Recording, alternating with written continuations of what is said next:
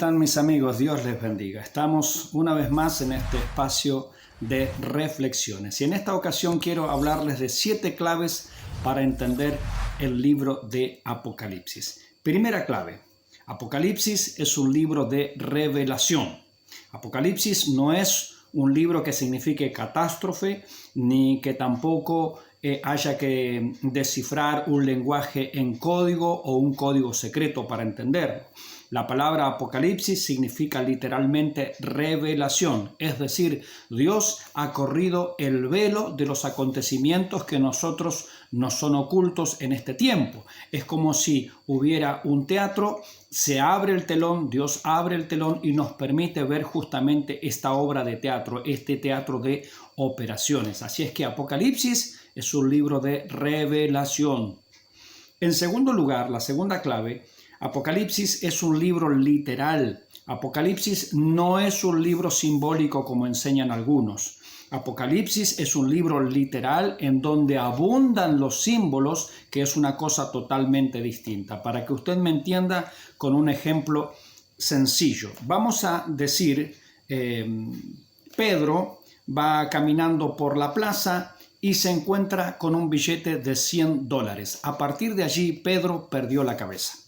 Solamente la frase final, perdió la cabeza, es un símbolo, es un lenguaje metafórico. El resto es absolutamente real. Hay una persona que se llama Pedro que va caminando por una plaza, se encuentra con un billete de $100 y hasta ahí es todo absolutamente literal. La única parte simbólica es la frase final.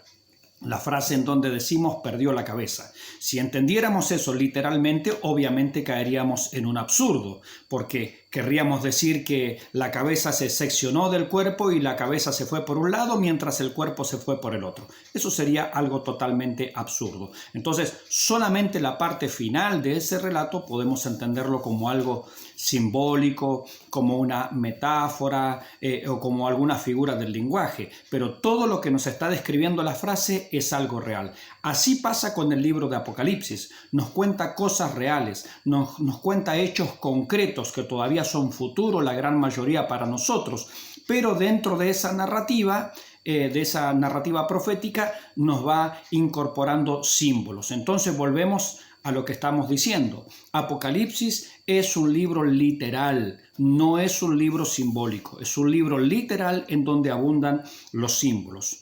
Para más apoyo de lo que estamos diciendo, en el Antiguo Testamento hay alrededor de 300 profecías en relación a la primera venida de Jesucristo.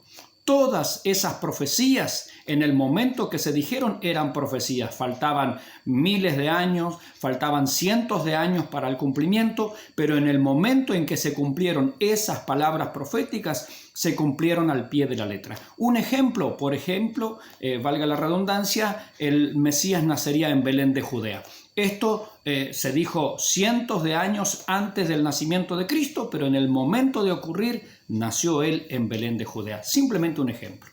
Entonces, en consecuencia, todas las profecías que hablan de la segunda venida tienen que cumplirse al pie de la letra, porque si no, Dios sería mentiroso, o sería un Dios que no es capaz de controlar el futuro, sería un Dios que no es capaz de predecir el futuro y llevarlo a cabo. Dios no sería entonces un Dios soberano si Él no es capaz de cumplir lo que Él mismo ha dicho que va a suceder. La tercera clave del libro de Apocalipsis es que es un libro fácil de dividir. En el capítulo 1, versículo 19 del mismo libro, nos da la triple división. La primera división es el capítulo 1. Las cosas que has visto, le dice el Señor a Juan. ¿Qué cosa ha visto Juan? Bueno, ha visto a Jesucristo como el sumo sacerdote. Lo ha visto a la diestra del Padre, lo ha visto glorificado como lo vio allí en el monte de la transfiguración. Entonces el capítulo 1 es la primera división del libro, el Cristo glorificado. ¿Cómo está Jesucristo ahora en este tiempo? Eso es el capítulo 1. La segunda división es las cosas que son, y eso es el capítulo 2 y el capítulo 3. Las cosas que son es esta dispensación de la iglesia, desde el Pentecostés hasta el momento en que ocurra el rapto de la iglesia. En ese periodo nosotros estamos. Dios observa ahora la iglesia y la ve como la iglesia de Éfeso, de Esmirna, de Pérgamo, de Sardis, etcétera, etcétera. Es decir, el capítulo 2 y el capítulo 3 es donde ahora nosotros estamos transitando. Y la tercera división del libro es las cosas que serán después de estas. Y eso comienza en el capítulo 4 hasta el final, capítulo 22. Las cosas que serán después de estas significa que desde el momento en que el Señor quite a la iglesia de esta tierra, comenzará a desarrollarse el futuro, ¿cierto? Las profecías del libro de Apocalipsis. Entonces, podemos decir que la mayor parte del libro de Apocalipsis es profecía futura, desde el capítulo 4 hasta el capítulo 22. En cuarto lugar, la cuarta clave de este libro es que es un libro de tres pueblos. En este libro claramente vemos tres pueblos. El primer pueblo es la iglesia. Nosotros vemos la iglesia en el capítulo 2 y en el capítulo 3. Y después no se vuelve nunca más a hablar de la iglesia hasta el capítulo 19, cuando ha finalizado la batalla de Armagedón y se da el anuncio del inicio del reino milenial que viene en el capítulo 20. Es decir, que durante toda la serie de conflictos, juicios, tribulaciones, angustias, la iglesia nunca más vuelve a ser mencionada en el libro de Apocalipsis. Entonces, el primer pueblo que nosotros vemos es la iglesia. El segundo pueblo que nosotros vemos es Israel. Y justamente Israel se lo comienza a mencionar desde el capítulo 6 en adelante. Es decir, plena tribulación, plena angustia, pleno juicio de Dios sobre la tierra, vuelve a aparecer la nación de Israel. Vuelven a aparecer los 144,000 sellados, vuelven a aparecer en los dos testigos, vuelven a aparecer menciones a Jerusalén, menciones a toda la cosa que tiene que ver con el trasfondo judío, cosa que no estuvo en los primeros capítulos, solamente aparece a partir del capítulo 6 en adelante. Y el tercer pueblo que nosotros vemos son las naciones gentiles. También desde el capítulo 6 en adelante, cuando está en desarrollo todos los juicios, se habla de las naciones gentiles. En ese párrafo, en ese sector, en ese segmento del libro, entiéndase lo que quiero decir, no se habla de la iglesia.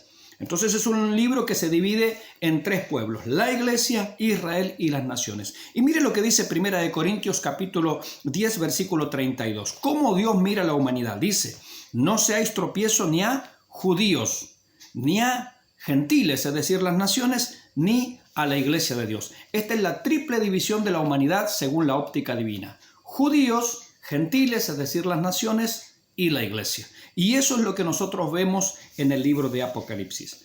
En quinto lugar, la quinta clave para entender el libro de Apocalipsis.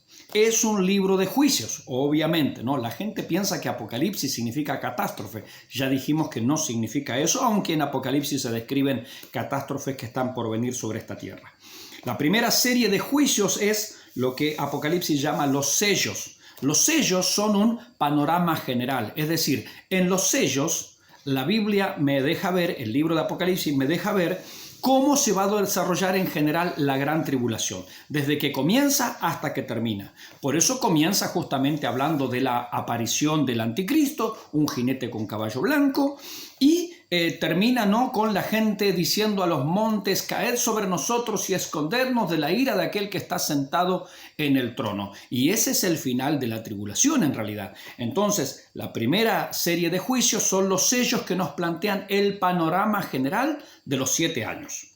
El séptimo sello simplemente es un anuncio: vienen las trompetas.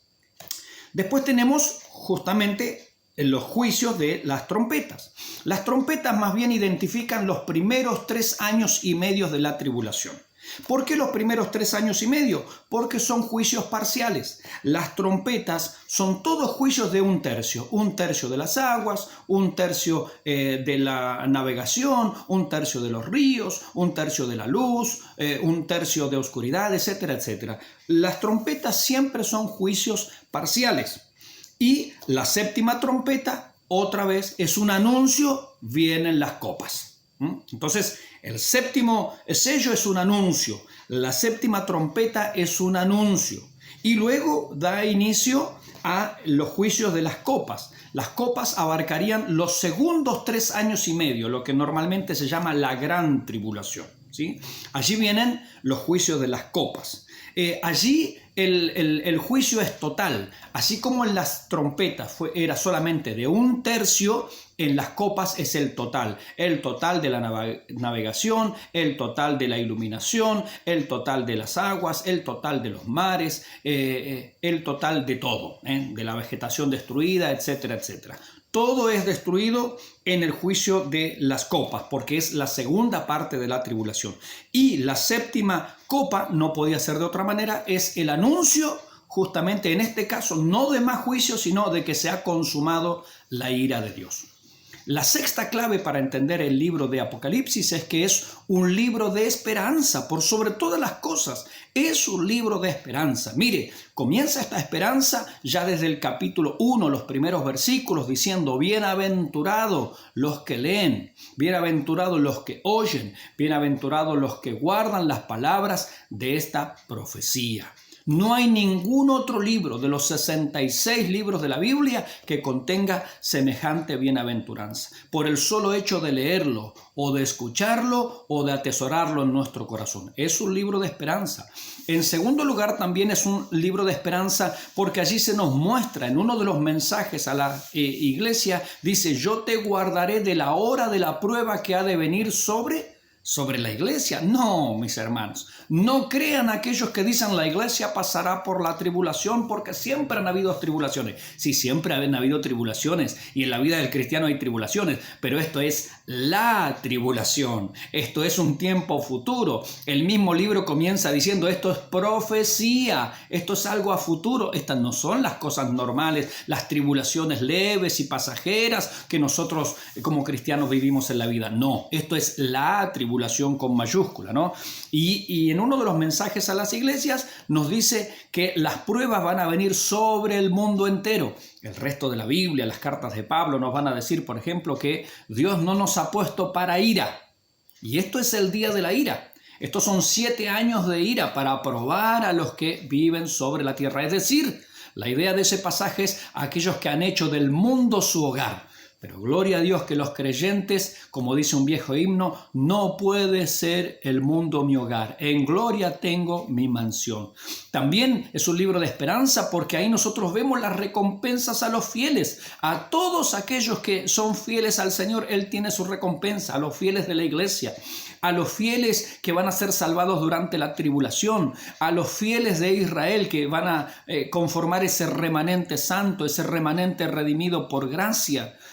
El Señor les va a recompensar. A las naciones que se vuelvan a Él, como está la parábola, por ejemplo, de Mateo 25, el juicio de las naciones. Hay naciones que Él las va a considerar naciones ovejas, porque han hecho misericordia de los hijos del Señor durante la tribulación, de aquellos que se volvieron a Cristo, de aquellos judíos que se van a arrepentir y se van a volver al Señor. Es un libro de esperanza, es un libro que nos presenta las recompensas a los fieles. Y por último, la séptima clave para entender el libro de Apocalipsis es que es un libro de soberanía, como ningún otro libro. Este libro nos dice que Dios está en absoluto control, aun cuando el maligno y sus planes parecen estar fuera de control. La Biblia dice: los reinos de este mundo han venido a ser del Señor, de nuestro Dios, y de su ungido, su Cristo, nuestro Señor, nuestro Salvador. A Él le pertenecen, porque así estaba profetizado en el Antiguo Testamento a través de muchos pasajes. Uno de ellos, para mencionar nada más, el Salmo número 2. Porque yo ya he puesto mi Rey sobre Sión, mi santo monte. Y nuestro Señor Jesucristo, cuando vuelva, va a volver para gobernar, va a volver para establecer orden y para establecer un reinado de paz. Esa es la soberanía de nuestro Señor. Y dice la Escritura que cuando todas las cosas sean puestas bajo los pies de Jesucristo, Él mismo la entregará al Padre, para que el Padre sea el todo en todos. A nuestro Dios sea la gloria y gracias por compartir esta reflexión.